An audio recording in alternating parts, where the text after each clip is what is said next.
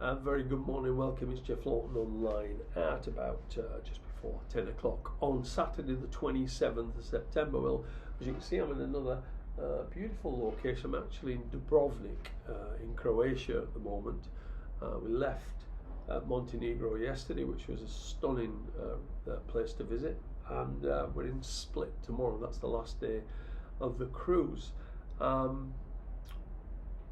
I've got the gremlins in the system at the moment because I made a load of notes and they've all disappeared off my computer. It's the second time I've tried to record this, so we'll have another go. We'll see how we go. Right, one of my favourite race days today, which is the Cambridgeshire meeting at Newmarket, and not necessarily because of that race itself, but more for the 2-year-old races, the Royal Lodge, the Cheveley Park, and the Middle Park Stakes. These are the future stars. These are the 3-year-olds for next year that should be contesting some of the classic races and some of the bigger group races. So we're going to learn plenty for today. So make sure you watch. If you can record the races or view them back on the Racing Post site, do that. Make notes. These will help you. As I say, we've got some very nice races today that we need to have a proper look through it. So as far as the before I start, I need to tell you about the private service. 12 bets this week, 10 winners. Unbelievable week. We made 75 points profit, or in monetary terms, if you had only £20 per point on these horses, that's £1,500 you've made in 1 week. It's frightening, it's ridiculous, but I can assure you it's true. If you're interested, drop me an email below, jefflawtonmanagement@gmail.com, and I'll be able to supply you with some details. And if you haven't hit the subscribe button already, do that, because it lets you know when these videos are going to go up, then you're not wasting your time hanging around. Let's get started. We'll start in the 150 at Newmarket, the Royal Lodge, which is a Group 2 race. Now the best form on offer, I think, is Pacific Avenue of Charlie Appleby's, but he finished 4th in the Solario Stakes last time, and there was only half a length between the front 4, and I always question that sort of form. Were 4 horses exceptional or 4 horses just ordinary? And I don't want to think it was exceptional form, even though the figures sort of back it up. The one who could be anything is Bo Echo of George Bowie's.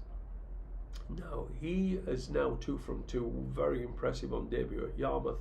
And then he went to Haydock, where he looked as though he was going to get beaten by Publish, who didn't help himself by hanging to the left.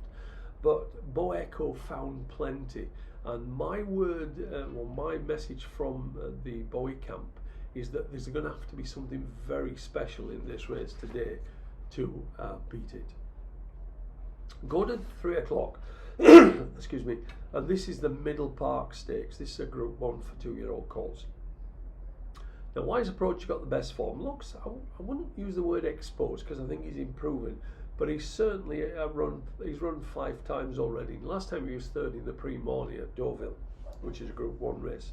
Beat Coppell easily enough. He's 3rd favourite. I don't see any reason why Coppell would turn that form round.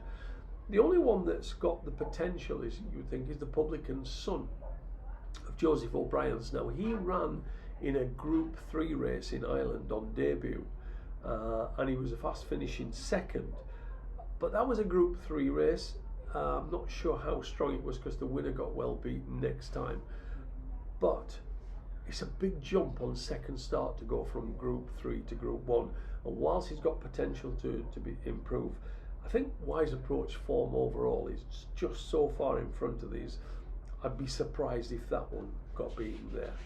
So flicking on, not going to be putting anything up in the Cambridgeshire. Go to the 4:15. As you can see, I've got no notes. I'm having to go blind here today. So 4:15. The one, as you know, I do my own figures, and Quiescent of Al Jahani's was miles clear on my figures. Now, it was so far clear that I had to do them again this morning because I didn't believe them, but I came up with the same figures. The only, if I'm looking to pinch holes in it, that was on soft ground at Chepstow, its last run, when it absolutely bolted up. Now we take on trust that he'll handle the fast ground today. Don't know, might not. But his 3 runs have all been with cutting the ground. So there's a good chance he's a soft ground horse. But if he does handle it, I've got him miles clear, and I think he'll take all the beating. I backed him at 11-2 this morning. I know that's long gone now, but as I say, I backed him nice and early at 11-2. In the 4:45, Charlie Appleby introduces a potentially smart filly called Act of Kindness.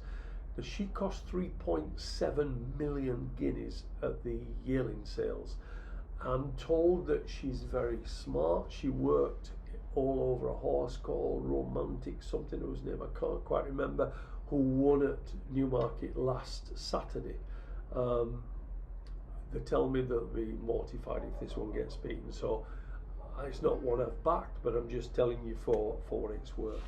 And also in the last race at Newmarket, the 5:55, Charlie Appleby runs Indian Springs. Now this is run 3 times, won its last 2 races. The first race it won this year was at the Craven meeting when it fairly bolted up, and then went to Haydock when I think it was 1-4 and didn't come off the bridle. Now the handicapper would find this really hard to assess with those 2 runs. He's given a mark of 96, but I think this horse could be a group horse, and 96 he could laugh at this mark. So probably got Dancing the Storm of Andrew Baldwin's to beat, but that one looks fairly exposed, and I do think that Indian Springs could be absolutely anything, and I wouldn't be betting against that one. The only other place I'm going to tell you to have a look at is at Haydock. There's nothing really at Ripon and at Sutherland I want to tell you. So I'm going to look at a couple of races here. In the 4:25, Carl Burke runs Nada 2.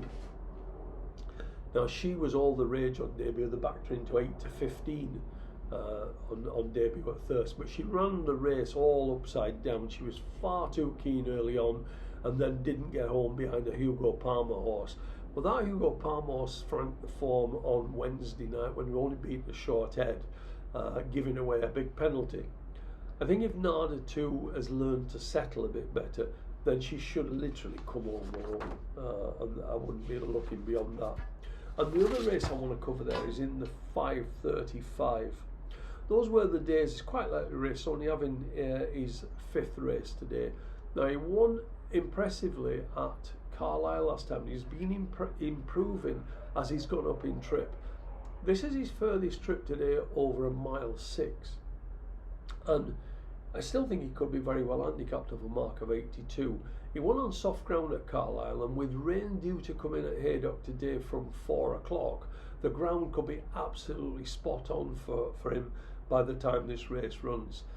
Now, Contacto of Andrew Baldwin's is starting to look well handicapped, will like conditions, but I do think that those were the days could be a potential real improver, and with everything in his favour, he should take the beating today. So that's as much as I'm going to cover for you today. There won't be a message up tomorrow. I will try and put one up on Monday when I'll be in Venice, if there's anything to report. If not, then I obviously won't. But many thanks for dropping by. I'm going to go and explore Dubrovnik. Thank you.